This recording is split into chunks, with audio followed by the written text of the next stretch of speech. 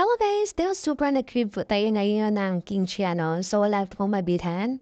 Pinamalingki ko ang aking chinaki. So gagawa po tayo ngayon ng ating homemade kimchi First, huhugasan muna natin mabuti na ating cabbage and then slice natin ng paganyan.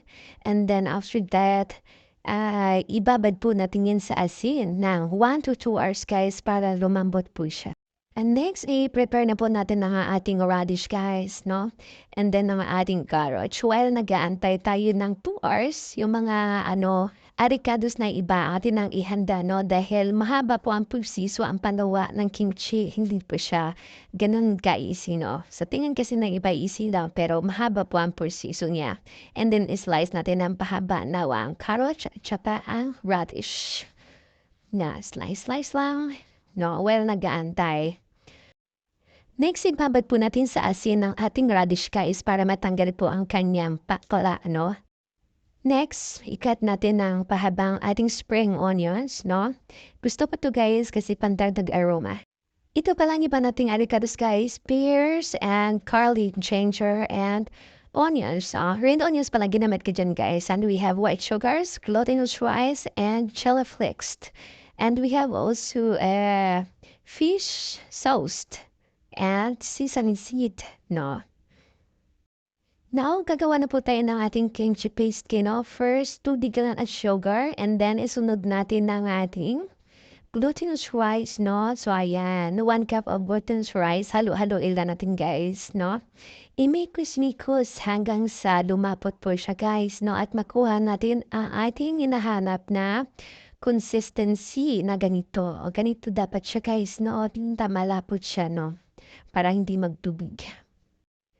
Now, i-grind na natin ang ating pears, ginger, garlic, onions, no? I-grind na natin para mailagay natin dun sa ating kimchi paste, no? So, ayan, grind. And now, tapos na. Ayan siya guys, dapat pinang-pino.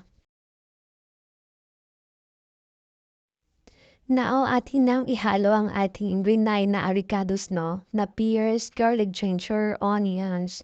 So, ayan. And i-add natin ng ating chili flakes, no? Na yan ang nagpapaanghang sa ating kimchi, no? So, ayan. Imikos-imikos lang natin hanggang sa mag-combine ng ating mga ingredient. Mix natin ang ating spring onions, radish, and carrots. So, guys. So, ayan. So, malapit na. No? Napaka yummy nga tingnan, no? Tingnan naman guys, no? Napaka-juicy. And nalagyan natin ng 2 tablespoon of sesame oil. And halo-haloin. And after that, ayan, ilalagay na natin yung kimchi paste. Ikukot na natin doon sa ating cabbage. So ayan na guys. Ikot lang natin ng marami, no? So ayan. Here's our final product. O diba, napakasarap niya guys, no? No need na bumili. Thank you so much for watching. At now, tikiman na. O diba, ang sarap tingnan guys. So, ano na ako ngayon? Unlimited kimchi ako ngayon, no? So, ayan. Tingnan niyo naman guys kung gano'n siya ka-juicy. O diba? At fresh na fresh yung gulay. O tingnan naman. So, ang sarap. Thank you so much for watching, guys. Sana may tututunan. God bless.